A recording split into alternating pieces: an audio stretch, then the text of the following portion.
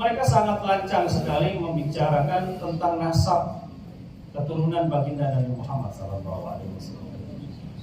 Dan tidak ada lagi malunya. Ya. Dan saya kenal sebagian orang-orang yang membicarakan nasab itu. Yang dahulunya datuk-datuknya itu adalah seorang kiai yang taklim sama habaib. Bahkan di antara mereka itu ada yang mengenal seorang habib dari baunya. Ini luar biasa kewalian para ulama terdahulu, bisa mengenal seorang habib dari baunya. Jadi ada sebuah kisah itu. Seorang habib yang menjadi tukang sopir, kemudian oleh kiai itu dipanggil. Dibilang ada, saya cium bau cucu baginda Nabi Muhammad SAW. Bilang tidak ada habib, ini cuma tukang sopir saja. Bilang tidak, ini habib ini. Bayangkan ini ternyata sang kiai tersebut yang waliullah, yang sangat terhormat, itu keluar dari rumahnya, maka dipersilahkanlah ini tukang sopir. Dicium tangannya, dimuliakan. Kaget ini yang punya mobil. Ternyata ini adalah zuriyatun Nabi yang profesinya sebagai tukang sopir. Ditakzimi, diagungkan oleh kiai ini, yang mana yang punya mobil itu mengagungkan ya kiai tersebut, ulama tersebut. Sampai-sampai yang punya mobil ini, waduh, ini berarti tidak pantas saya mau jadikan tukang sopir ini habib. Nah, inilah yang kemudian menjadi sebuah hal yang harus kita perhatikan. Dan hal-hal yang semacam ini tentu tidak boleh terjadi.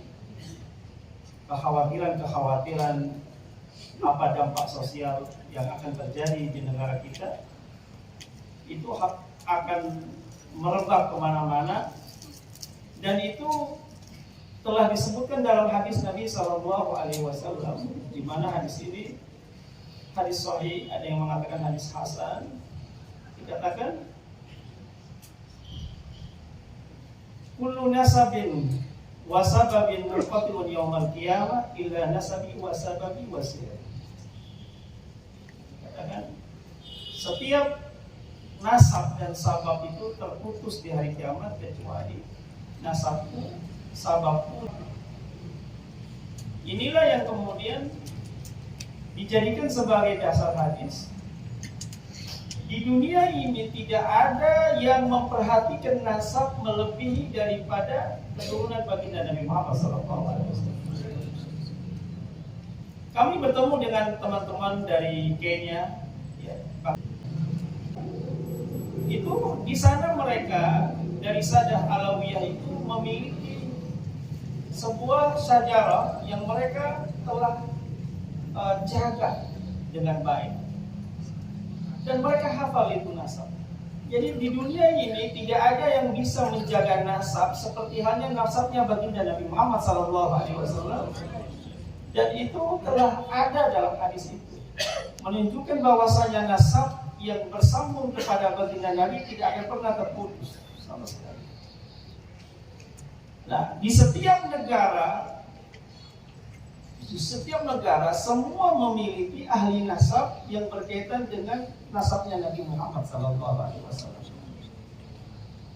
Oleh karena itu, ini tidak main-main tentang masalah nasab itu. Mereka jaga betul, mereka catat betul, dan terus dijaga sampai hari kiamat. Dan itulah yang kemudian menjadikan kita orang-orang yang di luar daripada itu harus menjaga kesucian daripada nasab tersebut, tidak menodai. Apalagi bagaimana dengan kalau dikatakan nasab itu terputus. Kalau dikatakan nasabnya itu terputus, berarti menyalahi daripada hadis ini. Nah, jadi itulah yang menjadi sebab polemik sekarang ini, Oleh karena itu kita sebagai orang-orang yang mengagungkan keilmuan, mengagungkan majelis-majelis, mengagungkan tata krama daripada kenasaban tersebut, maka tidak boleh sedikit pun kita komentari.